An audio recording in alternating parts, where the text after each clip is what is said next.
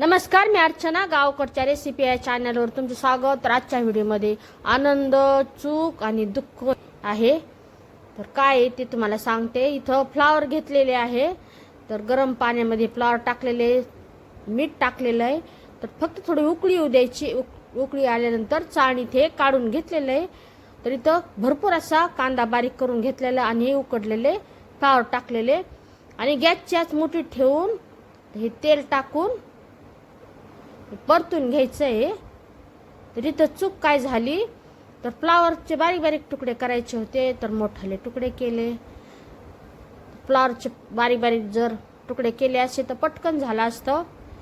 तर हे मोठाले तुकडे असल्यामुळं वेळ लागत आहे. तर मोठ्या आचेवर हे आणि असं बारीक करून घ्यायची गरज नसती लागली, पण आता हे बारीक करून घेत आहे. जसं परतल तसं हे बारीक होत आहे. आणि दुःख ह्या गोष्टीचं की तुम्ही एवढे छान छान माझे रेसिपीज पाहता पण लाईक करत नाही. तर एवढे माझे सबस्क्रायबर आहेत पण माझे व्हिडिओ तुम्ही पाहत नाही कधी कधी आणि लाईकही करत नाही, कमेंट करत नाही. याचं मला दुःख.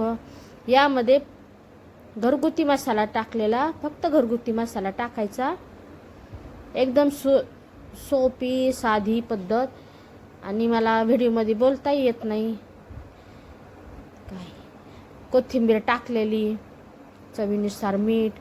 मस्त असं आपण जी अंड्याची भुर्जी करतो तर तसं करायचं. बारीक बारीक करून घ्यायचं. आणि आनंद या गोष्टीचा की जी माझी शेगडी आहे अलीकडची जी दिसती मोठी, तर ती कालच आता नीट करून घेतलेली, तर नीट झालेली आहे म्हणून याचा आनंद.